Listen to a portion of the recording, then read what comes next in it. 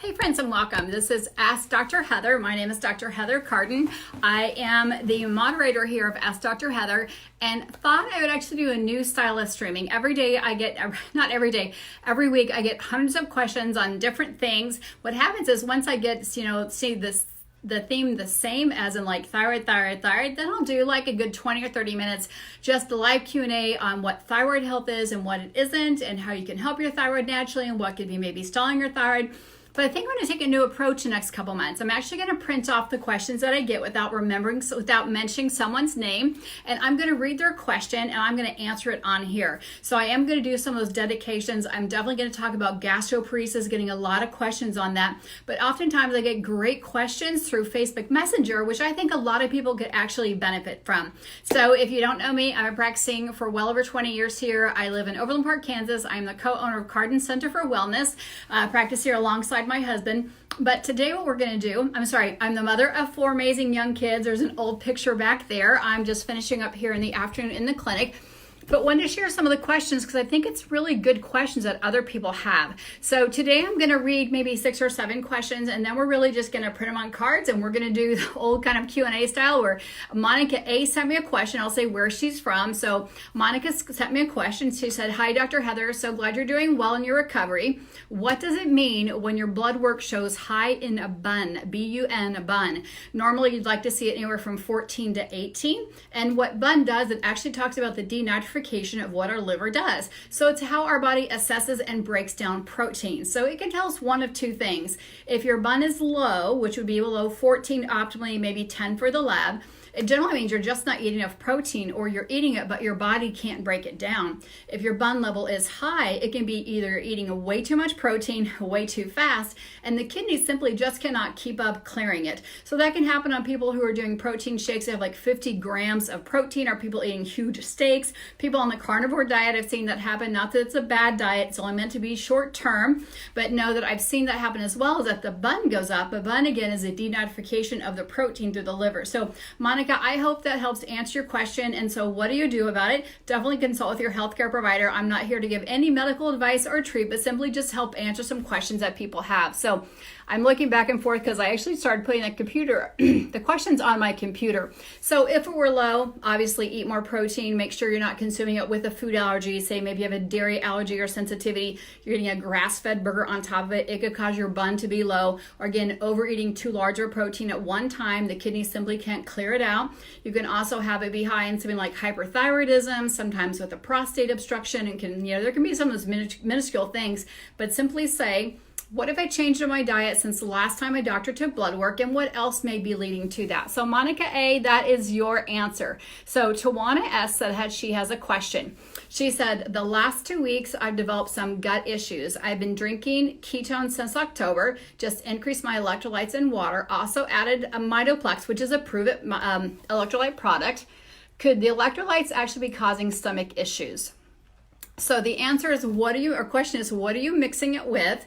If that's the only thing new you've put in your body, it absolutely could. You could actually be consuming too many electrolytes. The great thing about electrolytes is they are essential for our body. Our body actually can't make them themselves. We get them from the foods that we eat. So normally you hear me talking about celery juice or pink Himalayan sea salt, because when you take electrolytes and add water, you get electricity. Electricity for our brain, to the rest of our body, our kidneys, to our bladder, our heart. Amazing things can happen. But if you could start consuming something new and you have a gut issue, that probably is the question. So either remove whatever's causing that stomach issue, make sure that's safe and all natural. I know the Mitoplex is, and maybe just start with a lower serving. So maybe 1/4 of a serving, maybe just 1/2 a serving, and maybe have it with a little bit of food, because that could also slow down the absorption, which could be causing the stomach to be a little bit different. But remember, the stomach pH is actually 1 to 2. Our stomach is supposed to be super acidic. A lot of these proton pump inhibitors actually cut off the stomach acid. We need the stomach acid to release the hydrochloric acid to take our food in our stomach and make it like chyme or like baby food, so our liver can sift and sort, and our small intestine can absorb. So, gosh, I'm getting more questions here. So Mary, I will get to your question today. If not today, then tomorrow. I want to read, I had a great question. I really want to focus on. So Allison A said, well, again, these are a lot of Prove It Reboot questions. So some of those I'm going to keep it to the Prove It Reboot page, if that's okay. Just tag me in and I'll answer it over there. Gosh, I have a whole bunch of questions. I keep copying this. Someone said, this is from Christy K. I've been watching a lot of your lives the last couple weeks and haven't heard you mention gastroparesis. Would like to have you know some more beneficial information about gastroparesis. I had a friend diagnosed with it. So gastroparesis is simply a condition that can happen in the stomach where the stomach can't clear the food fast enough, either because you're putting food in there it doesn't like a food allergy, a food sensitivity. If the body can't break it down, then it's not going to go anywhere. So gastroparesis is generally just slow motility, slow emptying of the stomach, slow emptying of the bowels. It can be diagnosed with another comorbidity or other diseases, but first start thinking, am I overeating too big of a serving size? Because that can actually cause gastroparesis, just putting in way too much. Our stomach's supposed to be the size of our hand, so maybe you're putting in too much food at one time, not chewing your food 30 to 50 times. That could also hold up the stomach and not let the stomach pass a food along, a food allergy or sensitivity. The body will still continue to try to break it down, but through gastroparesis, it is just a slow emptying of the stomach. There's some people who believe it could be caused from the vagus nerve, which is around our upper part of our neck. I'm not going to get sciencey, but know that that can actually cause slow muscle tone. You can get a virus on your vagus nerve that could actually affect the way your stomach empties, or it can cause GERD or regurgitation, can also cause gastroparesis. Great question. What are the symptoms and signs of gastroparesis? Maybe I have that now that you talk about it, but I don't know what it is. The problem is that when you talk about a differential diagnosis, you look at those. Okay, gastroparesis is hallmarkly gas, bloating, stomach ache, diarrhea, constipation. There's lots of other type of gastric signs and symptoms where, again, you feel fuller, you get bloated throughout the day. You can even have slow motility where the food just sits in there for 2 or 3 days, even though your diet's clean. Those all can help, but we can start and think of simple things. So if you have gastroparesis, first think, am I drinking enough water? Because we know the major function of a large intestine is to reabsorb water and get ready for evacuation. So if gastroparesis is slow motility, slow stomach emptying, let's make sure the large intestine, which is right before the toilet, is ready to go. Let's make sure we eliminate all processed foods. If you're eating things your body, you can't even spell or can't even recognize what the words mean, or they're preservatives or additives, think about your stomach. It's meant to digest real natural foods, vegetables, fats, animals, protein, things like that. Then simply eliminate all those processed foods out. And then maybe if you, and this, I think she went on a ketogenic diet and her gastroparesis got a little bit worse, that would make me think she needs to do more plant fats. Oftentimes people are doing prefab keto foods, prefab low foods. Again, that has a lot of preservatives in there. Stomach doesn't know what to do with it. That can further slow down the motility. So hydration, we've talked about processed foods, maybe food allergies or food sensitivities. People will say all the time, I got diagnosed with a dairy allergy when I was like 5 or 6, and now I think I've outgrown it. Well, outgrowing it just means your body's super smart. It's trying to figure out how to shift it. So maybe you had your tonsils removed when you were 5 because of a dairy allergy. Then you got acne when you were in middle school or high school, and now your cycles are off if you're a female, or a male, you have low T. It's still causing the same issue. Your body is just super smart and moving it all around. So also make sure that you're getting plenty of movement. We know that sitting in a chair, that actually the more movement that you can do with walking, with jogging, with swimming, any movement you can do to get your pelvis moving, it all helps the motility of the gut. So you'll see oftentimes people who are not very mobile, they sit down at their jobs all day, and then they just walk in and get in their car, and then they go home and sit down and watch TV. You've got to get the tummy moving to help get the bowels moving. So it doesn't cure anything with gastroparesis, but those helpful hints can really help get the gut going.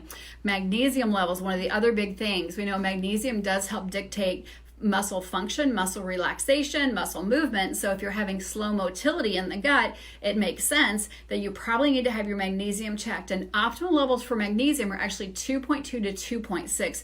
Those are optimal levels. Oftentimes I saw Quest Lab today 2.7. One lab said 2.5 today is the lower end of their spectrum. But I see people really have optimal, whether it's leg cramps, muscle cramps, slow motility, do better if their magnesium level is above 2.2. So, and then again, just make sure you're not overeating. I'll actually take this and I will actually write this up. Many of you know I don't type very well, but that was a great question from Christy K. Christy spelled with a C, last name with the K. Want to know more about gastroparesis, and I do hope this helps answer her questions. And maybe the same for you. Maybe you're having some gut issues. You haven't named it anything yet, no letters, but say, you know what, I've got a little bit of gas, a little bit of bloating. I feel like after I eat, maybe I'm overeating too much. It does take your brain 20 minutes from your stomach to tell your brain that you're actually full. So that could also be another issue. I'm going to take 2 more typed ones, and then I'm also going to do a couple ones here. Let me do this. Just got a Keto Mojo. Awesome. I have that too, Beatrice. just got a Keto Mojo to check my levels during the reboot. When are the optimal times to check? So this is true for anybody who's on a low carb ketogenic diet. I love people to check their blood ketone levels when they're feeling great. I like to have them check it when they don't feel great. I like to have early morning checks, see what is your ketone level when you wake up.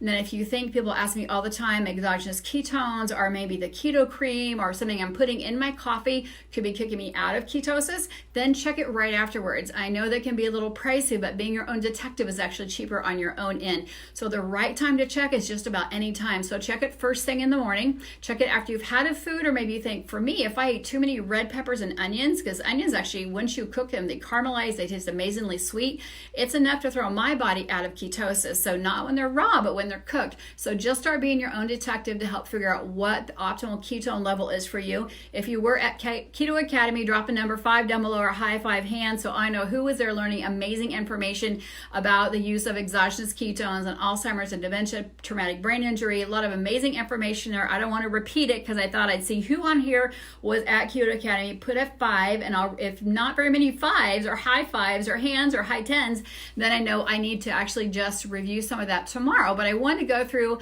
my phone got upgraded, so I didn't have my phone for a couple of days. I had, I don't know, I would say a couple hundred questions in my Facebook Messenger. I wanted to make sure that I helped answer some of those questions. So the right time to check your ketone level is generally first thing in the morning as you're transitioning over from a low carb diet to a ketogenic diet.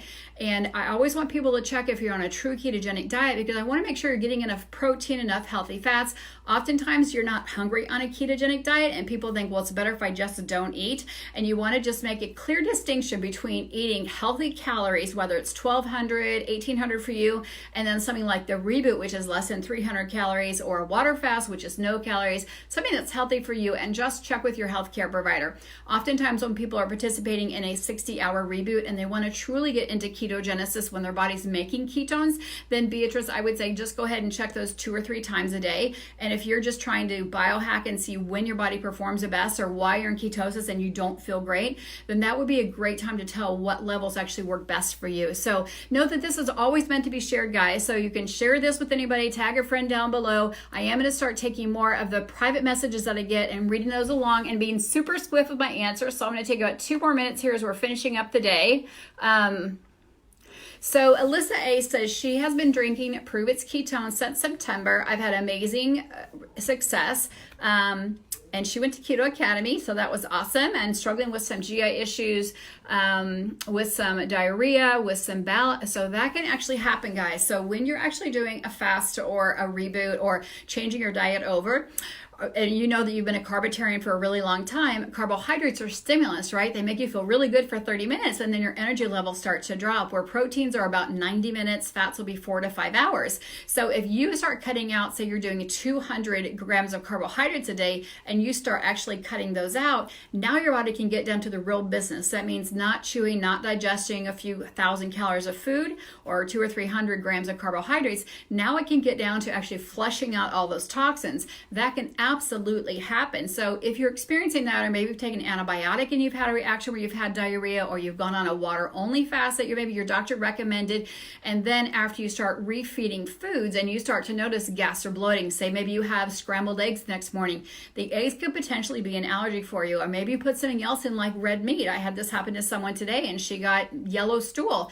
That's a sensitivity for your body. But also know that you could be stripping your body of some essential probiotics and prebiotics that your body needs if you're having massive stool, signs of ulcerative colitis, any type of gastroenteritis, or any type of gastric distress. I'm just trying not to use big words here, keep it simple. Anytime you get like a flush of diarrhea, even from the flu, or getting overhydrated, you can get diarrhea. Sometimes you need to re-inoculate the bowel with good gut bugs. I always suggest getting a very high quality of a probiotic. Make sure it's like in the refrigerated section. You're getting it from a naturopath or from a chiropractor, someone who knows well, not just something big and bulky on the shelf. And do keep it in the fridge once you open it up. So Alyssa, I hope that helps answer your questions about how do we get the diarrhea to stop after we've tried to upgrade our health by doing something or getting the flu, things like that. Someone else said, What am I doing wrong? My ketone strips, and this is actually from someone named Pepper. I've been doing a ketogenic diet since December. I've lost 2.5 pounds the last month. I'm keeping my calories at 1,000 to 1,200 calories a day.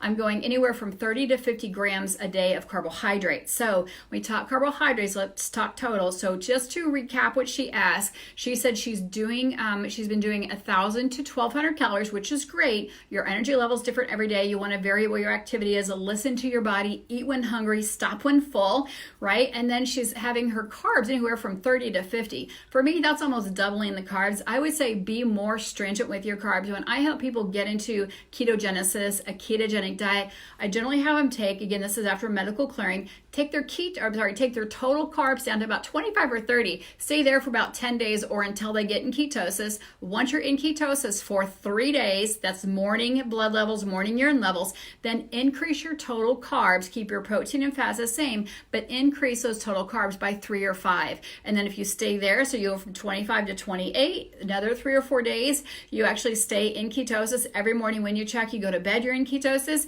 then increase it to 3 more a day. That would put you at 31 and say, oh my gosh, that actually took me out of ketosis. Then go back down to 28 to find your own level. But swinging from 30 to 50 grams of carbs a day, I think is too big of a swing. Just think of that if you're doing it and doubling it. If it was protein, you're doing anywhere from 70 to 120 grams of protein. It's too much of a swing. It's too confusing for the body.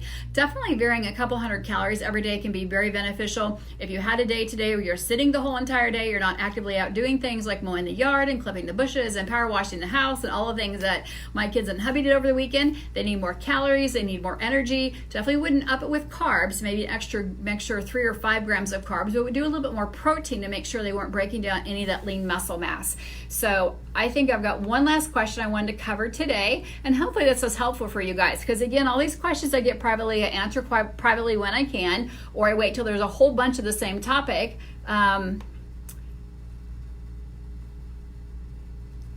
So this is a great question from Susie R. She has been on a ketogenic diet since last fall, has lost about 50 pounds, but it has stalled the last 2 months. This is a great question. I do have a YouTube video I'll post down below about breaking stalls and plateau, but your body's not the same body it was. So if you lost 50 pounds from last October to June 1st, that is amazing, but know that you can't keep doing the same thing. We know that if we eat the same 4 foods 4 days in a row, it'll actually cause stagnation. Your body says, well, I'm not getting all 21 different amino acids.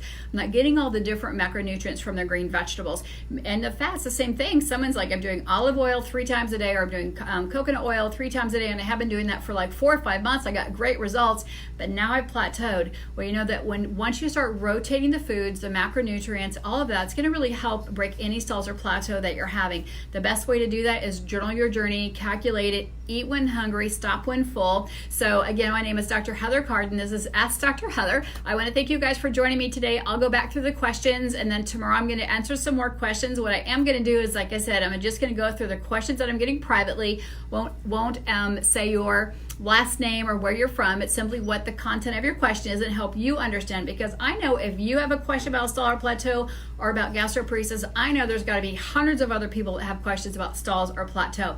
This is Dr. Heather Carden from Ask Dr. Heather here in Overland Park, Kansas, where it is humid and sunny. So let me know where you're coming from. Let me know what your weather's like. I don't know why we talk about weather all the time in Kansas, but we do. And if you've got a question you want to drop down below, please drop it down below. I want to be here to help and answer questions. I want to keep this short and sweet and probably do this every day or every other day just to help make sure that you're getting your journey towards optimal health. I do want to thank you guys for letting me have a little bit lapse of care. Many of you know I had surgery on April 2nd. I had an above knee amputation, so I took myself out of social media for a little bit. I did announce it here, so I'm sorry if you missed that, because I know we've got about 12,000 people like, where did you go? What happened? Did you lose your phone privileges? No, I didn't lose my phone privileges. I was actually focusing on my health, and so I want to do the same thing here and really practice what I preach, let you know that I'm not on my phone 24 hours a day. I do go at the end of the day and answer questions.